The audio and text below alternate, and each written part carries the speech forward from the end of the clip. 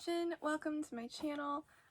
Today I wanted to do a video about the upcoming magical readathon that's put on by Book Roast. I will link all of her information down in the comments, but yeah, so this is going to be my first time participating. I'm going to attempt to vlog the experience. I've never vlogged before, but usually have my phone on me, usually have a book on me.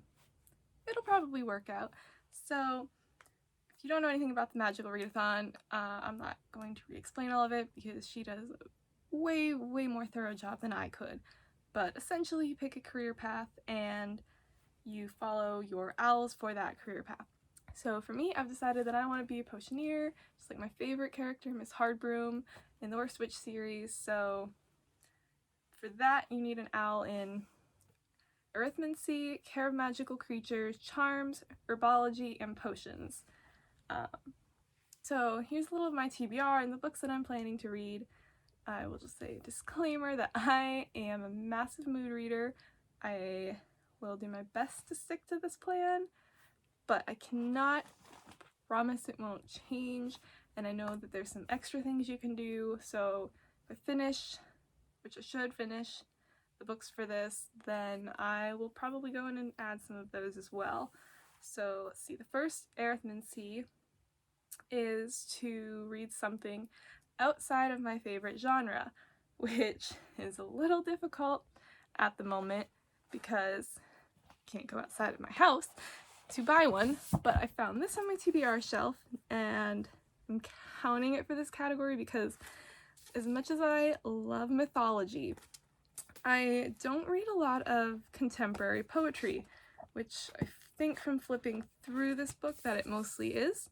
So it's called Great Goddesses: Life Lessons from Myths and Monsters by Nikita Gill, and that will be my book for arithmancy. Second category is Care of Magical Creatures, which is to read something that has a creature with a beak on the cover. This was weirdly difficult because, you know, you'd think that there would be birds on more books that I own, but there's not. So I decided to read Harry Potter and the Goblet of Fire because if you look really closely, where'd it go? Somewhere. There's a little beak on a swan on the cover of this. That is a beak. I'm going to read the illustrated edition because I haven't read this one yet. And, well, I've read the book, but I haven't read the illustrated version yet. And, you know, it's a Harry Potter readathon, or a Harry Potter themed readathon, so what better way to do this than to include a Harry Potter book? So let's see, the third section, Charms. So this is a book with a white cover.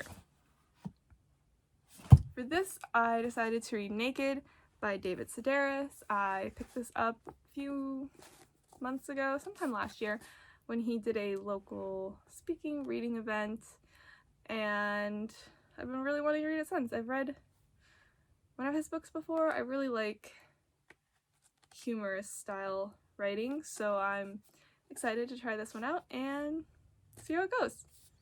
I don't actually know much about the contents, but I'm sure it's his stories.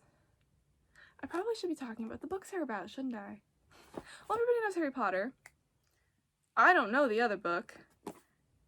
Let's see. It's essays. I'm gonna get this eventually. You know, just give me time. For herbology, the assignment is to read a book that starts with an M, so I'm going to be reading Mrs. Dalloway by Virginia Woolf. Virginia Woolf is my favorite writer on the planet.